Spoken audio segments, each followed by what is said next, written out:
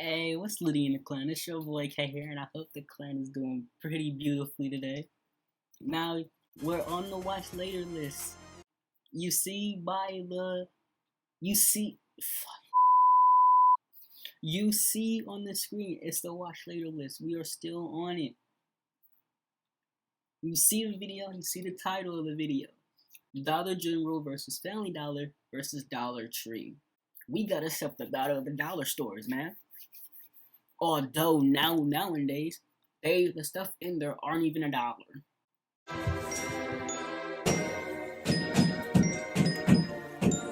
That's some bullshit. The stuff that are in those dollar stores are $1.25. It should be the $1.25 stores now.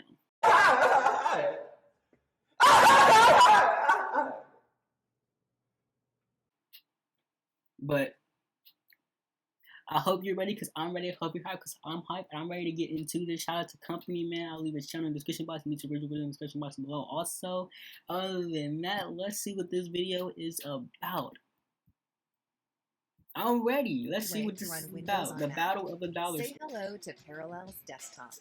Optimized for computers and Mac OS.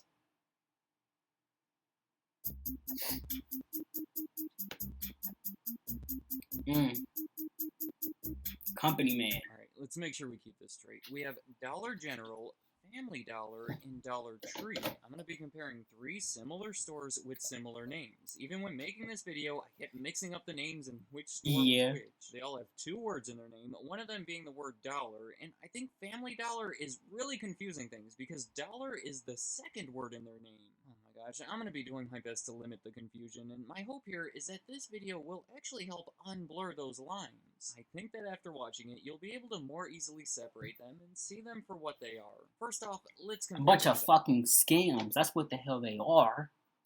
And to do that, I made a graph that shows their number of locations over the last 25 years. Damn. It tells us quite a bit. I mean, look at how much all three of them have exploded. In 1994, they combined for fewer than 5,000 locations, while today it's over 30,000.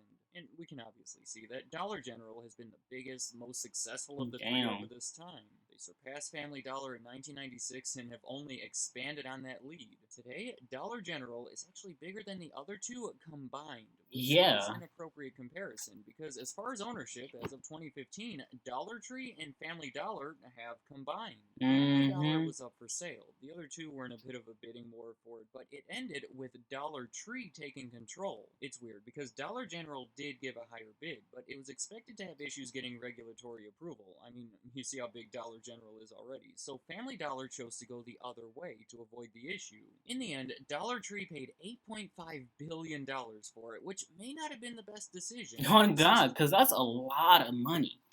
Some Family Dollar locations and have accounted for some goodwill impairments, meaning the brand has lost value. Here's the sales graph for the three leading up to that 2015 acquisition. Damn. These motherfuckers are almost at 20 bill, bro. And let alone these people are still at, Family Dollar is crazily still at over 10 mil, while Dollar Tree is under 10 mil. That's great, 10 bill. It doesn't even matter. They're still in the billions, bro.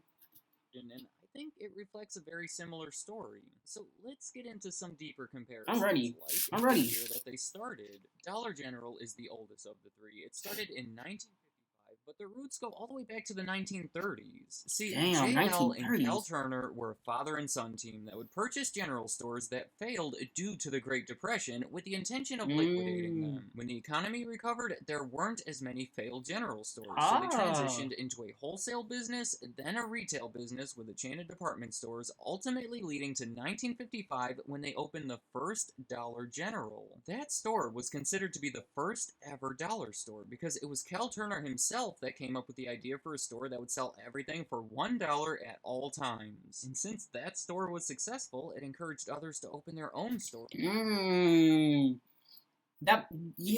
$1's a little bit of money. It is. $1 is worth. It's less. I'll say that. But to have millions of people come in, buying like 10 things for only $1. Well, not 10 things for $1, but each thing is $1. People, I don't care where you are. You've had to have at least $5 in your entire lifetime. So to be able to go to the store and buy two things that are only $1, that is, and there was like, I'm gonna highball because I don't know, probably like 7 million people in that town or in that That's all, folks. that place maybe. Yeah, bro, you're bringing in $1 million, bro. You're bringing in $1 million. That's a lot of money. With a similar concept, like for instance, Family Dollar, that opened just 4 Jesus. years later. The main guy behind this one was Leon Levine. He had been involved in the retail business all of his life because his father, Harry, owned a general store. Well, in 1947, Harry died, and a young 13-year-old Leon, along with his brother, took control of that store. He helped run it for the next 12 years until 1959, when he strayed away from the family business to open his own store that he called Family Dollar. It started as a modest single location, but over the next 12 years, it grew to over 100. Finally, we have Dollar Tree, who had a much later start in 1986. This one is interesting because, yet again, the story starts much earlier. In 1953, this 1953. If you're a homeowner, come take a look. Damn. In the 50s is when Dollar General started. 1953, this man named K.R. Perry opened a store in Virginia. It was your typical variety store that eventually became known as K&K 5 and 10. Not a catchy name, but it was significant because 17 years later, K.R. Perry got together with his son Doug Perry to open a spin-off type toy store called K&K Toys. Now, by 1986, K&K Toys had grown to 136 locations, almost entirely located inside of shopping malls. Jesus. From there, they were looking to diversify, so they started a separate chain of stores that they called Only $1. They too were mostly in shopping malls in the beginning. They started by opening 5 of them at once, and by the time they changed their name to Dollar Tree in 1993, there was over 300 of them. So, making a few comparisons based on what I've already said, I think it's interesting to point out that they all involved the father and son team in some way. That is very interesting. I'd say started as a family business would ironically be Family Dollar. Levine actually started it when he drifted away from the family business. Yeah, which is that crazy. one also differs from the others in that it didn't have existing assets propelling it forward, and here's what I mean. Dollar General started as a spin-off from an existing chain of 35 department stores. So once it proved to be successful, they had the capital to invest in it by either using the profits from those stores or even by selling them all together. It was the same thing with Dollar Tree. It started as a spin-off from an existing chain of 136 toy stores. That's why they were able to start by opening 5 at once. And in fact, in 1991, they sold all of those toy stores to KB Toys and used that money to further expand Dollar Tree. So I think we can say that those two had more of a push forward in the beginning, while Family Dollar was forced to propel themselves. Which is crazy. For all three, their method of growth from that point became a mixture of opening their own stores and acquiring competing chains. The entire the dollar store industry has been consolidating. There used to be independent local dollar stores, a bunch of smaller chains in different areas throughout the country, but by this point, they've mostly come together. Sure, we still have 99 cents only stores and Five Below if they qualify, and Dollarama if you're in Canada, but at this point, nothing really I didn't know there compares was to a these dollar. three. I didn't know. I didn't know that was. Wow, there's a Dollarama in Canada. That is all of these acquisitions. If you knew the chain Top Dollar, they were acquired by Family Dollar. Then we have Dollar Bills with a dollar sign, 98-cent Clearance Center, Dollar Express, Greenbacks, Deals, also with a dollar sign, all acquired by Dollar Tree. Wow. In addition to United Dollar Stores, P.N. Hirsch, Eagle Discount, all sizable chains taken over by Dollar General. Sheesh. They've all been merging together, and for all three of them, it's been a notable part of their expansion. Alright, getting to some more recent comparisons, how about the average store size? Damn, Dollar Tree is the biggest. Jesus Christ. Dollar Tree is the one that stands out here, with their stores being a little bigger on average, but the significant part of this is when you compare these three to your more traditional stores like Target or Walmart. They both average well over 100,000 square feet. 100,000 square feet, nigga. What? Something like 15 to 20 times larger. It's a good representation of their opposing strategies. All of these dollar stores. The strategy is smart in the marketing ability. I beg your pardon? Or impeccable, because they have everything closer together. That's how they strive far better than a lot of these other places, because they have everything tight knit and close together. It's hard to explain, but that's beautiful. That's amazing strategy. That's amazing strategy, because I'm not myself.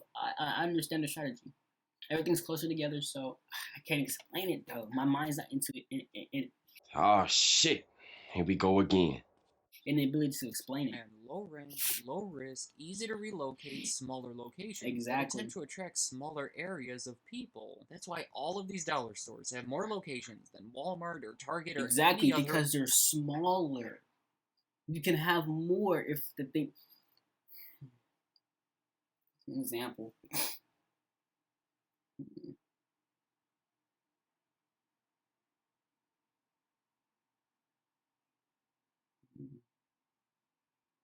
I'm trying to think of an example of that. Marbles. I'll say marbles. If you can have 100 marbles, but only have one gigantic fat ass marble. It's a big difference. Because that one's going to be in one spot. But the other 100 that are in the other hand, they can be anywhere. Major retailers. Another good thing to compare, you may not think of it at first, but it's their reliance on closeouts. I have a video about Big Lots that talks a lot more about this, but basically it involves leftover inventory. When a retailer or manufacturer buys or produces too much, they'll be willing to sell the extra unwanted portion at a discount. Historically, dollar stores have been known to buy closeout merchandise and resell it to the public. If you're ever wondering how these stores are able to keep their prices so low, sometimes this is the answer. For Dollar General, to my knowledge anyway, it has never been a major part of their business, if at all. For Family Dollar, their reliance has fluctuated. It was a big part of things early on, and then in the 1980s, they strayed away from it because they were trying to appear a little fancier and more upscale, but then they returned to it a bit in the 90s before abandoning the strategy almost altogether. Jesus. In 2014, they say it's down to 3% of their total sales. Now, when Dollar Tree started, closeouts were almost their entire business, but by the early 1990s, they were phasing it out in favor of selling more basic everyday items. But they were able to keep their prices low because they relocated from expensive indoor malls to cheaper outdoor strip malls. They started buying most of their stuff directly from foreign manufacturers, in bulk by the way, and stored the excess inventory in their large distribution centers that they had obtained. By 1996, closeout sales accounted for only 15% of their total sales. Still a and lot. as of 2019, they say it's well under 10%. So even though this has historically been a common practice in their industry, today it's almost non-existent. Wow. Speaking of their product, that's crazy. Here's one thing you need to do. The amount of changes that they've had over the years about certain stuff is crazy. And that's a good ass strategy to sell. Well, whatever the hell he just said. To do that is very smart. It makes you look cheap, I guess. But people will buy it. People will buy it because it's cheaper. Speaking of their products, another one that you may not think of, but their reliance on consumables. I'm talking about food, batteries, soap, things that tend to have low profit margins, but you can expect to sell a lot of them because customers everybody will keep needs coming in and buying them over and over. The most recent data reported for this comes from 2014 and says that Dollar Tree has a much lower reliance on this than the other two, which leads me to my next comparison, gross profit margin. This one pretty much shows how much profit they're actually making directly from their Mm-hmm. sales. And as we would expect with a lower reliance on consumables, this number is the highest for Dollar Tree. The Jeez. 35% means if they sell something for $1, they bought it for 65 cents and made 35 cents on it. So Mm-hmm. based on these numbers, I can tell you that Family Dollar has to sell a lot more stuff to make money. Here's a big one. They're all considered to be dollar stores, but Dollar Tree is the only one that truly lives up to that name. 'cause they sell- Exactly. Bro, these motherfuckers change their shit a lot. They have stuff that in there that's $1.25, bro. That's why they're able to. That's why they're able to gain a bigger profit because everything's actually $1. People want to buy it because it's $1. pretty much everything for $1. The other two started that way. Dollar General was actually the first ever to do it, but over the last 60 years or so, inflation and changing business Exactly, though. strategies I have can understand motivated them to inflation. raise their Damn. pricing.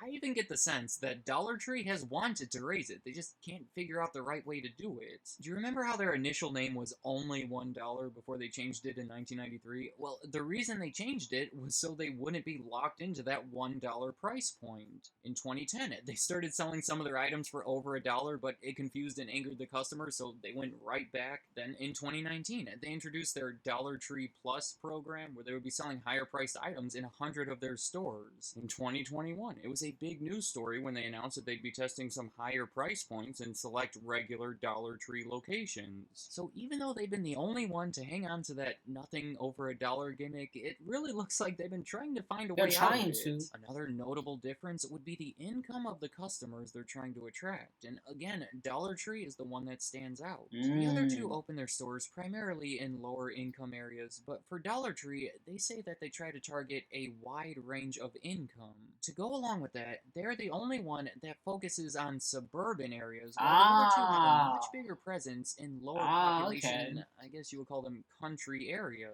See, the strategy for those two, especially Dollar General, is to basically learn where the Walmart is and then find a group of people that are having trouble getting to it. It's about convenience more than price, which would make sense as to why they've been more successful in selling things at higher prices. Now, for Dollar Tree, it is the exact opposite. They learn where the Walmart is and then open a store right next to it because they're targeting a similar demographic and they figure if they're selling similar stuff at cheaper prices, they'll lure them away. So Dollar Tree is right in the mix of That's things, smart. trying to Dollar compete, Tree is while probably the the others are doing their smartest. best. Dollar Tree is definitely probably the smarter out of the dollar stores. Sidestep that competition. So that's my overview. When looking at the list of comparisons, I would say as far as how they operate today, Dollar Tree stands out from the other two. For sure. Different price strategies, sell different products. Not just it being almost 20 years later. And not just because it's the biggest store. It's the fact that the closeout reliance and the consumable reliance and the gross margin and the gross profit margin and the fact that everything's still under $1 and that they have a wide range of customer income and that they target suburban. They are easily the most standout out there. Target different customers in different areas. When they were acquiring Family Dollar back in 2015, those differences seemed to be a big motivation behind it. They figured that there would be little overlap in those areas and the two would just complement each other. Whereas for Dollar General, that would be more like adding more of the same to their existing business. Really, I don't see why they wouldn't have just transformed them all into Dollar General locations. Let me know in the comments, what do you think of all these dollar stores? Are you at least able to respect the differences and better tell them apart, or has hearing the word dollar literally 70 times made it all more jumbled than ever? Also, does everything I've said about them match up with your personal experience? And which one are you more likely to visit? I'd like to hear what you have to say. Thank you. Wow, man. For watching. Leave that in the comments for me also, because I'm pretty curious about what y'all got. Me? I've visited Dollar Tree multiple times, but Family Dollar is the one I had to. Family Dollar is the one that's most convenient to me.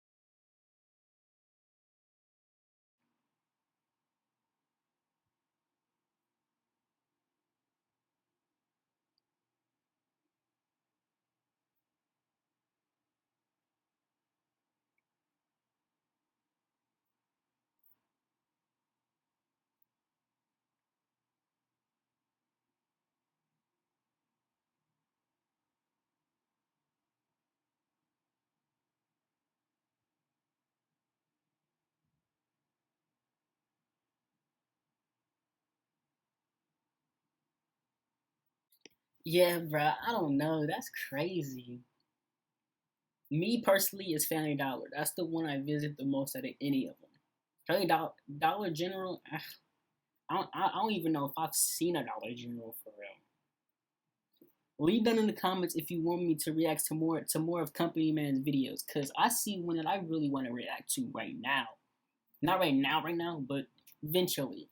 Leave in the comments what you want to see next, cause I got one already. Man, that's crazy. I'm not gonna be on here too much longer. I hope y'all like the video. Comment on what you want to see next. Comment on which one do you visit the most. Comment on what you want to see next. I already know which one I want to see. I hope it's the same as y'all. Share the video with your friends and family. Subscribe if you enjoyed. Subscribe if you want to come back. If you want more videos. Join the clan. Hit that subscribe button. Don't forget to turn on post notices. I hope you all enjoyed this video because that's all I got for you all today. Find out in